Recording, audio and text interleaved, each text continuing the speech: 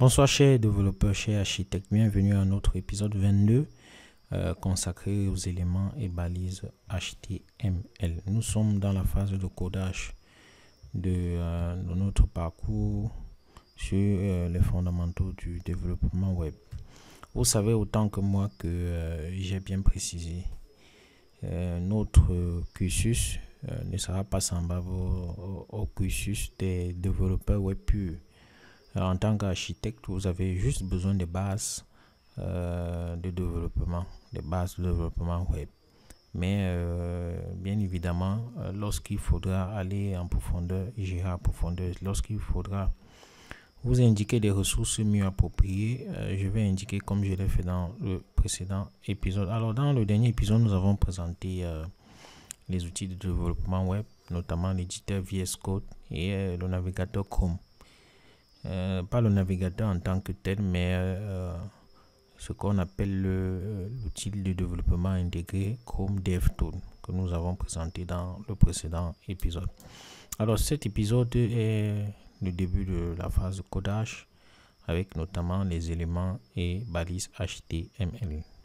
J'espère que cet épisode sera assez court parce que nous sommes encore dans l'introduction et comme je l'ai dit dans les précédentes vidéos, je m'appuie sur un bootcamp gratuit en ligne que vous pouvez consulter, vous inscrire et suivre le curriculum. C'est ce curriculum que je parcours, que je suis à la lettre dans ma phase de développement web, ma phase de présentation des fondamentaux, notamment le développement web qui est l'un des fondamentaux.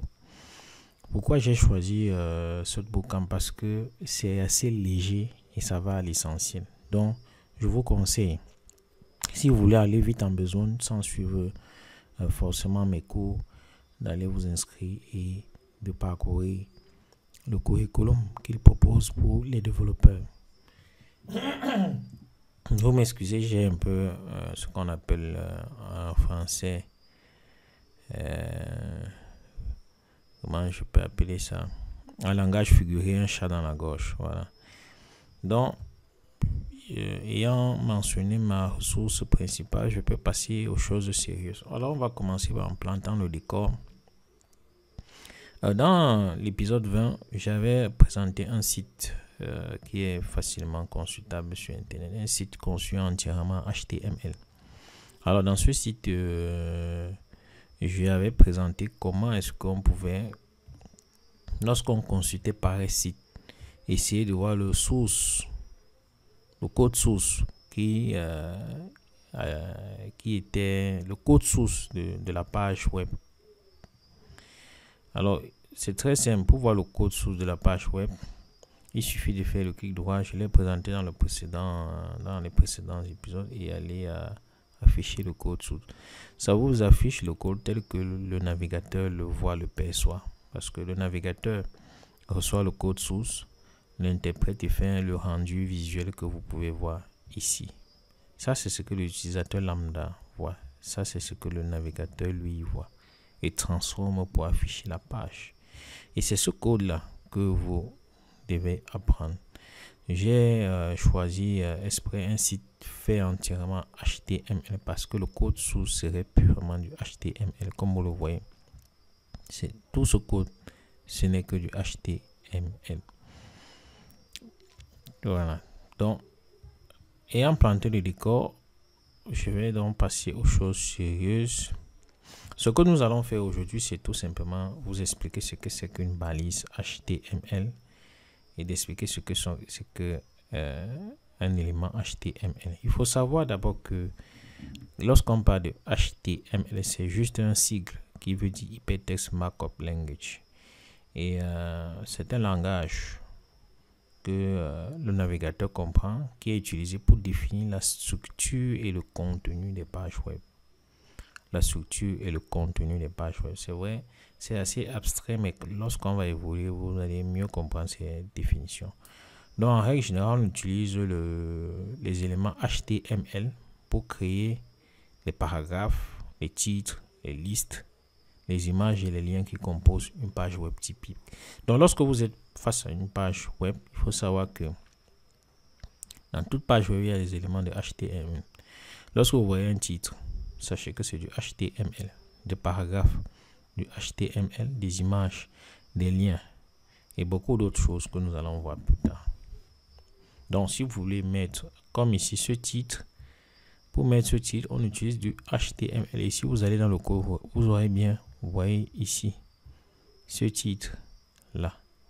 C'est encadré par certains éléments que nous allons voir tout de suite. Vous voyez ce titre et c'est le même titre ici. Très important. Donc, nous commençons. Éléments et balises. Presque tous les éléments d'une page HTML ne sont que des éléments de contenu. Très important, éléments de contenu enveloppés dans des balises HTML d'ouverture et de fermeture. Vous avez vu le code source de la page que je vous ai présenté. Vous voyez bien, le contenu, c'est ce texte ici que vous voyez ici. Ce texte ici. Mais le texte est enveloppé par ce qu'on appelle les balises d'ouverture ici et les balises de fermeture. Donc là, ce code entre crochets est une balise d'ouverture et ici vous avez une balise de fermeture. Donc pour revenir à la définition, on dit bien presque tous les éléments d'une page HTML ne sont que des éléments de contenu enveloppés dans des balises HTML d'ouverture et de fermeture. Ici, vous regardez ce code source, vous allez voir que c'est exactement cela. Tout le texte est enveloppé dans des balises. Tout le texte qui figure comme présenté ici est enveloppé dans des balises. Cela veut dire que les balises ont un sens. On revient à notre cours. Les balises d'ouverture indiquent au navigateur qu'il s'agit du début d'un élément HTML. Donc, quand le navigateur voit, par exemple, ceci, il sait que c'est le début d'un élément HTML. Ils sont composés d'un mot-clé, le mot-clé H1. Vous voyez ici, c'est ça le mot-clé. Entre crochets, bien évidemment, vous voyez H1 a les crochets. Par exemple, une balise de paragraphe d'ouverture ressemble à ceci. Voilà, une balise de paragraphe. Et on a bien dit que la balise d'ouverture indique au navigateur qu'il s'agit du début d'un élément HTML. Donc, lorsque vous voulez un paragraphe, la balise d'ouverture, elle est celle-ci. La balise de fermeture indique au navigateur où se termine un élément. Ils sont presque tous identiques aux balises d'ouverture. La seule différence est qu'ils ont une barre oblique avant le mot-clé. Par exemple, une balise de paragraphe de fermeture ressemble à ceci. Donc, avant le mot-clé, il y a une barre. C'est ça qui fait la différence entre la balise d'ouverture et la balise de fermeture. Comme vous pouvez voir l'illustration ici, vous avez par exemple un paragraphe qu'on veut écrire, il y a la balise d'ouverture, il y a la balise de fermeture, et à l'intérieur de la balise, il y a le contenu qui est l'élément en question.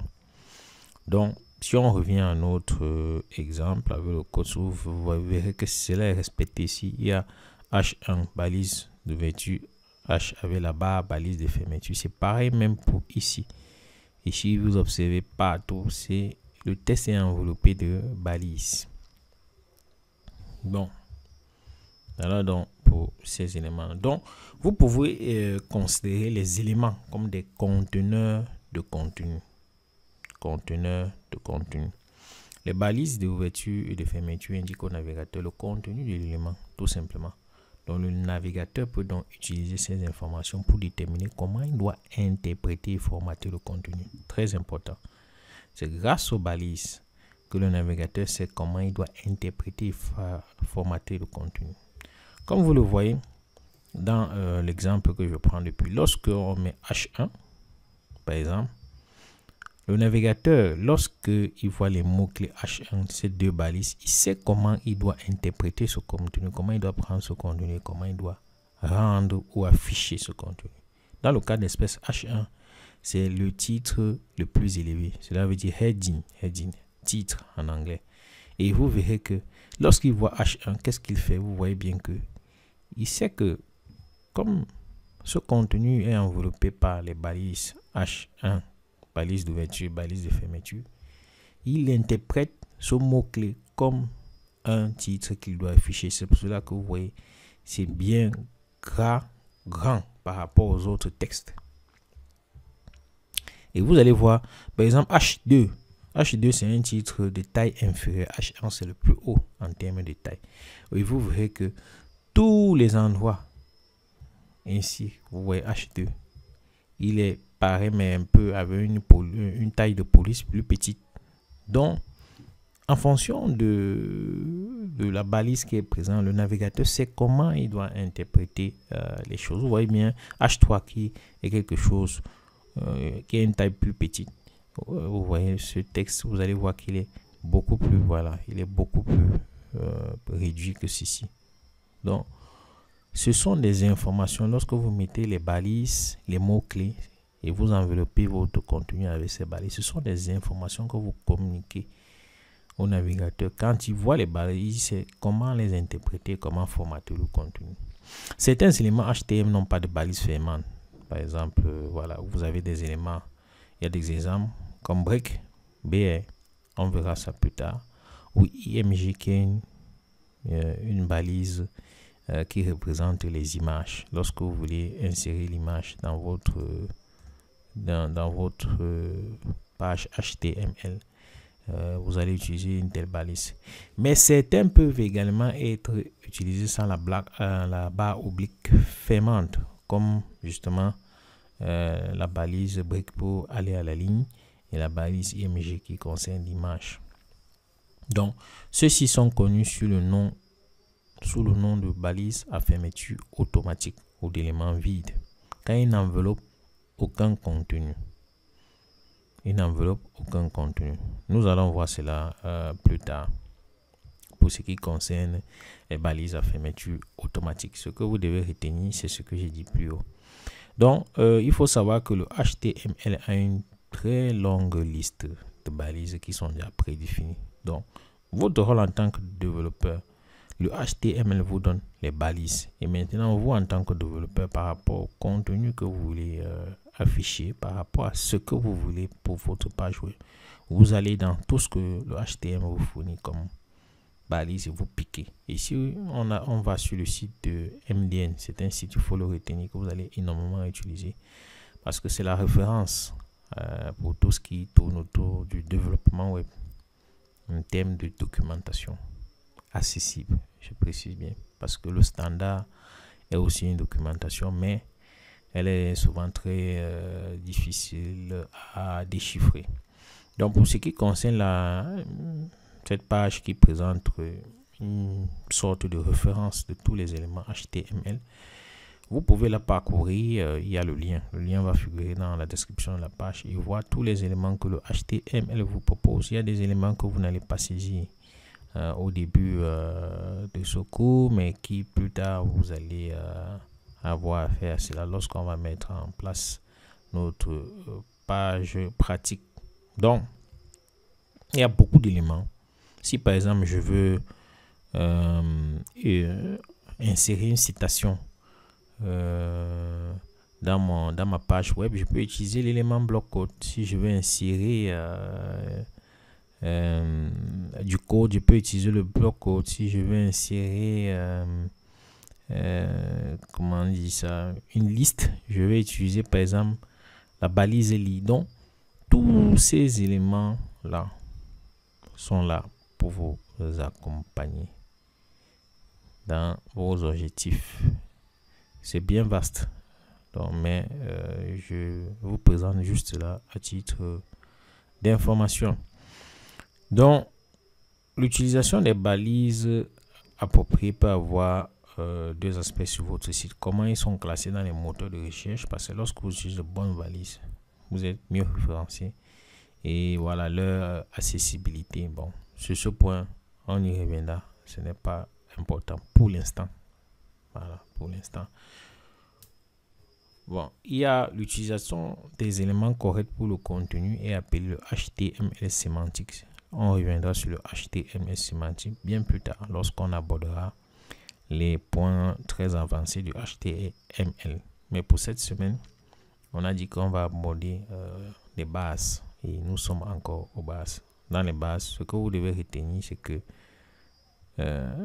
les balises sont là pour permettre au navigateur d'interpréter et formater le contenu. Il faut savoir qu'il y a une liste de balises, une très longue liste. Vous n'êtes pas obligé de retenir tout cela, bien évidemment. Il n'y a aucun développeur qui retient cela. Donc, on va passer rapidement à une phase pratique. Je vais illustrer cela avec, bien évidemment, notre site projet. Vous savez qu'on a dit que notre approche sera beaucoup plus orientée projet. Vous avez par exemple ici un titre et un paragraphe que je vais illustrer. J'aime déjà mis quelque chose ici. Donc, je vais ouvrir la page HTML qu'on a laissée dans la vidéo précédente. Si vous voulez savoir comment on a fait pour arriver à ici, il faut aller consulter la vidéo précédente.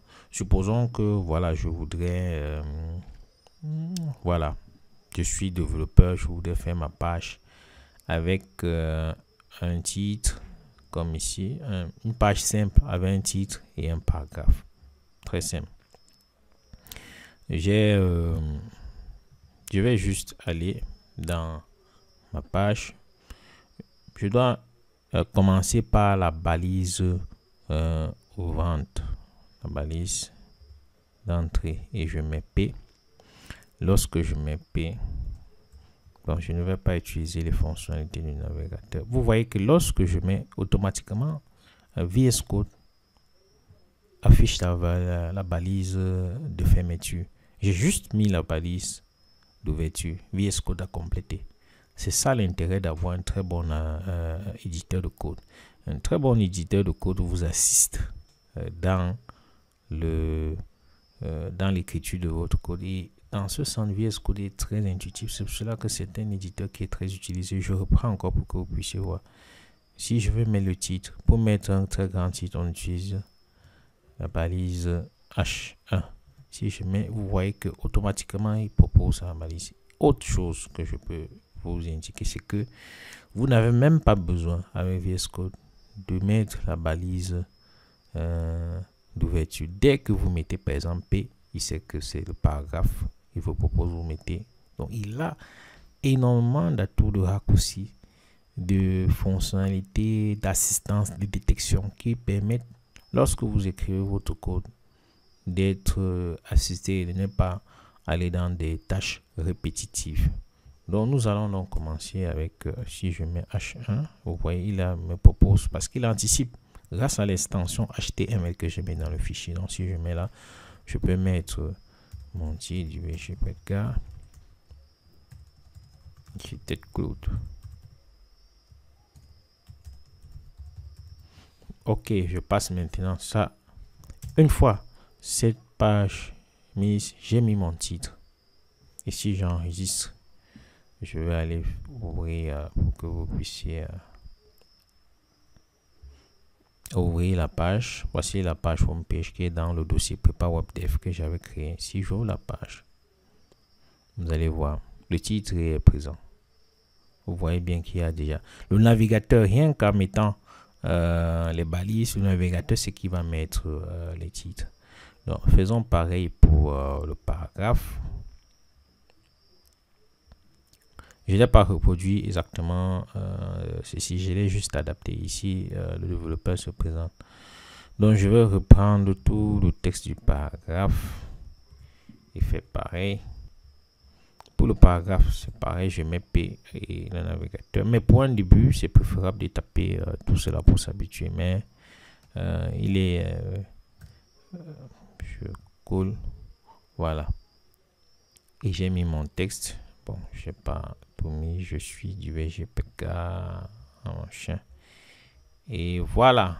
Donc, ce que je suis en train de communiquer au navigateur, c'est que cette présentation, si ça doit être un paragraphe, si moi j'enregistre, vous voyez que le navigateur, il essaie d'ajuster ça avec une très bonne présentation. C'est ça qui est bien avec VS Code, comme j'ai dit. Bien plus tard, on verra que VS Code, au-delà des fonctionnalités de base qu'il propose, vous avez la possibilité d'installer ce qu'on appelle des extensions. On verra cela. Il y a une partie qui est prévue là-dessus, que vous voyez ici, extension. L'extension, c'est tout simplement un peu comme votre App Store ou votre Play Store. Lorsque Apple vous donne le téléphone, vous pouvez, à partir du téléphone, il y a des applications qui sont à définir. Mais lorsque vous voulez quelque chose de plus spécifique, par exemple, comme suivre l'actualité, vous pouvez aller télécharger l'application, une application bien spécifique qui vient ajouter une fonctionnalité supplémentaire à votre téléphone, à tout ce qu'on vous a donné. C'est la même chose avec VS Code. VS Code vous fournit des fonctionnalités, mais ils ne peuvent pas vous fournir toutes les fonctionnalités pour tous les développeurs, puisque chacun a ses besoins. Alors, il y a d'autres développeurs qui, entre parenthèses, développent des applications qui donnent des fonctionnalités bien précises que vous pouvez venir à partir d'extensions, faire une recherche, télécharger l'extension, et une fois téléchargé, c'est un brick à VS Code, il vous permet d'utiliser la fonctionnalité que VS Code ne vous propose pas. On verra cela plus tard. Pour l'instant, restons dans notre cours.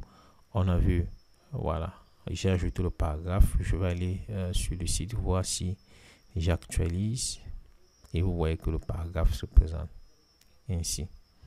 Voilà déjà notre première page que nous venons de présenter. Une page avec un simple titre et un paragraphe. Donc je vous demande de reproduire cela. Voilà donc pour les éléments de base du HTML. Nous passons à un autre point. Il faut savoir qu'il y a plusieurs types d'éléments, et il y a plusieurs types d'éléments comme on peut le voir dans le standard du HTML. Le standard, c'est le document de référence, puisque je vous avais dit dans la précédente vidéo que tous ces langages sont standardisés, normalisés, afin que le même principe s'applique à tous les navigateurs, que vous utilisez Google Chrome, que vous utilisez Firefox ou que vous utilisez Safari. Lorsque vous faites le développement et que vous mettez ces balises, tous les navigateurs qui existent savent comment ils doivent interpréter ces balises. Donc c'est grâce à la standardisation. Alors, comme catégorie d'éléments, il y a plusieurs catégories. Vous voyez bien la présentation du standard, qui est très difficile parce que si vous êtes débutant et que on vous oriente vers une telle présentation, c'est la recette assurée pour se décourager. Mais pour rendre les choses plus accessibles, je vais illustrer tout simplement avec ce que nous avons vu à l'épisode 14. À l'épisode 14, lorsque je vous présentais les éléments d'un site web, je vous ai dit que tout site web peut avoir en règle générale 3 catégories d'éléments. Je vous avais dit qu'il y avait des éléments de titre, par exemple, des éléments de texte, je veux dire. Par exemple, dans un site web, vous retrouvez des titres, des sous-titres, des paragraphes, ce qu'on appelle les listes à puces, les tirets. Vous pouvez avoir les éléments multimédia, notamment les images, les audios, les vidéos. Et vous pouvez avoir des éléments de forme, que ce soit les boutons, les formulaires de saisie, les zones de texte et autres. Par exemple, si on prend notre site projet, vous avez là des éléments de texte. Vous les avez ici. Vous avez des éléments multimédia, vous avez des images, comme vous voyez, des images.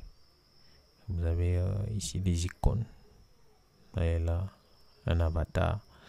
Vous avez des éléments de forme. Voici un élément de forme, par exemple, lorsqu'il faut remplir les informations pour souscrire à la lettre d'information. Voici des éléments de forme. Donc, c'est ces 3 éléments que vous retrouvez dans les sites. Grâce avec du HTML, vous pouvez utiliser les balises pour avoir ces éléments. Par exemple, en ce qui concerne les titres, il y a par exemple des balises qu'on utilise de H1 à H6, et ces nombres, que ce soit H1, H2, H3, H4, H5, H6, définissent le niveau ou le degré d'importance du titre par rapport à la taille. Donc H1, c'est la plus grande taille, le plus grand titre. H2, c'est des titres de moins de taille, jusqu'à H6, qui est le dernier. Pour les paragraphes, on utilise par exemple la balise P. Pour les éléments multimédia, en règle générale, par exemple pour l'image, on utilise IMG. Et pour l'audio, on utilise audio. Pour les éléments de forme, lorsque vous voulez un bouton, il y a une balise qui existe, bouton. Si vous voulez une zone de texte, il y a une balise texte area. Donc, ces balises que vous voyez ne sont pas là au hasard. Ce sont des outils qu'on vous fournit, des éléments qu'on vous fournit pour communiquer avec le navigateur. Parce que le navigateur ne connaît que ces éléments. C'est grâce à ces éléments, à ces balises, qu'il sait comment il va rendre, afficher, formater votre contenu. Donc, si vous voulez un contenu bien précis, il faut retrouver la balise adaptée à ce contenu. Voilà. Vous ne pouvez pas vouloir un bouton et mettre par exemple la balise P qui renvoie au paragraphe. Si vous voulez le bouton, il faut mettre la balise bouton. Voilà, donc c'est pour cela que j'insiste là-dessus, je vais insister là-dessus, bien que ce soit les bases, il faut apprendre à lire la documentation. Je vous assure, vous n'allez pas vous en sortir si vous ne savez pas lire la documentation. Il y a beaucoup de développeurs qui font des modules de formation et qui passent directement à la pratique et vous montrent comment monter un site complet. Oui, ça c'est bien, mais si vous ne savez pas lire la documentation, vous serez un développeur bien limité. Il y a aussi une autre compétence très importante, savoir utiliser Google pour un développeur, parce que vous n'aurez jamais toutes les réponses aux situations que vous pouvez rencontrer. Donc, c'est ce que je dis, la question que vous vous posez devant tout ce que je cite là est celle de savoir comment les développeurs arrivent à savoir maîtriser tout cela. Non, ils ne savent pas, ils ne maîtrisent pas. Ils ont toujours leur documentation ouverte. Notamment, je vous ai parlé de MDN, qui est vraiment la source la plus consultée en tant que développeur. Donc, si vous êtes développeur, il faut avoir MDN à vos côtés, notamment. Et si, par exemple, vous êtes à la phase de développement du HTML, vous avez tout cela à vos côtés et vous serez mieux accompagné dans cette phase. Et de temps en temps, vous pouvez aller sur le site, ouvrir par exemple la page sur les références des éléments HTML et essayer de parcourir cela. On ne dit pas lire tout, mais parcourir. Vous allez être beaucoup surpris par certaines choses. C'est pour cela que j'ai dit bien plus tard, bien plus avant que l'anglais, que vous ne le vouliez pas. Si quelqu'un vous dit le contraire, il vous vend des illusions. Vous allez y passer. Moi-même, je suis passé par là. Vous allez y passer. Parce que, par exemple, cette documentation, si vous voulez une traduction, supposons que vous voulez une traduction en français, lorsque vous cliquez là-dessus, en allant dans le fond, vous allez constater que la traduction est très partielle. Elle est très partielle. Elle est très partielle. Même les tableaux, il n'y a aucun rendu sur les tableaux. Il y a juste des titres qui ont été traduits avec quelques textes. Et si je reviens donc, oui, il y a quelques éléments qui ont été traduits, pas tout. Donc c'est assez, c'est pas agréable en tant que développeur de se retrouver dans ce genre de situation. La version anglaise est toujours la plus complète et elle est toujours à jour. Donc, c'est pour vous dire que vous avez besoin de documentation. Et si vous voulez avoir une idée sur la liste des éléments HTML, il y a un site comme HTML Référence a une longue liste de tous les éléments, vous voyez bien. Et au compteur, ça met 113 éléments. À moins que vous fassiez le concours mondial de mémorisation et que vous voulez entrer dans le Guinness des records, il est impossible pour vous de retenir tous ces 113 éléments. Mais je conseille de venir dans un site pareil, même si vous explorez 10 éléments par jour, en maximum 2 semaines, vous aurez une vue. Surtout que ce site vous présente un exemple. Par exemple, vous voyez l'élément adresse.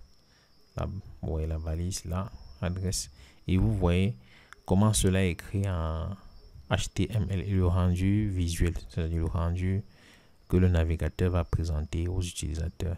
Donc, il définit un bloc pour les informations de contact.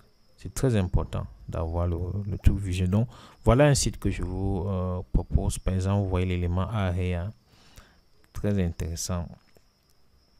Et vous voyez bien, il définit une aire interactive dans un cadre, dans l'élément map.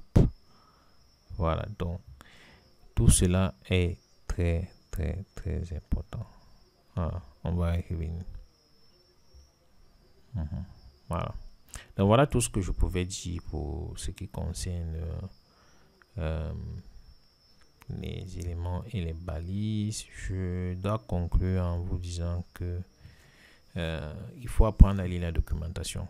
C'est la meilleure référence si elle est toujours un jour. Apprenez à lire la documentation. Si vous avez des soucis à lire la documentation pour vos débuts, faites confiance à ce site. Allez dans ce site, explorez environ 10 éléments par jour. Je vous assure, en une semaine, vous aurez parcouru la majorité des éléments juste à titre d'information. Et l'avantage avec ce site, c'est qu'il vous propose une approche visuelle. Donc, vous pouvez cliquer sur un élément et voir comment les choses vont être rendues si vous utilisez l'élément. Là, il y a toujours un exemple en termes de code et le visuel pour le navigateur. Voilà. Donc, ce qu'il faut retenir, c'est simple, c'est que presque tous les éléments d'une page HTML ne sont que des éléments de contenu enveloppés dans des balises HTML d'ouverture et de fermeture. Donc, les éléments sont comme des conteneurs de contenu et les balises d'ouverture et de fermeture indiquent juste au navigateur le contenu de l'élément. Donc, le navigateur, c'est-à-dire, lorsque vous mettez par exemple une balise H1, cela indique au navigateur que le contenu là, le contenu de l'élément là, c'est un titre. C'est tout. Et le navigateur, sachant que c'est un titre, il sait comment il doit interpréter cela et formater le contenu pour que le rendu visuel soit conforme à ce qu'un titre est, comme nous l'avons vu ici, avec le titre pareil. Il sait déjà, lorsque vous mettez ces balises, comment il doit afficher cela, comme vous le voyez ici. Voilà.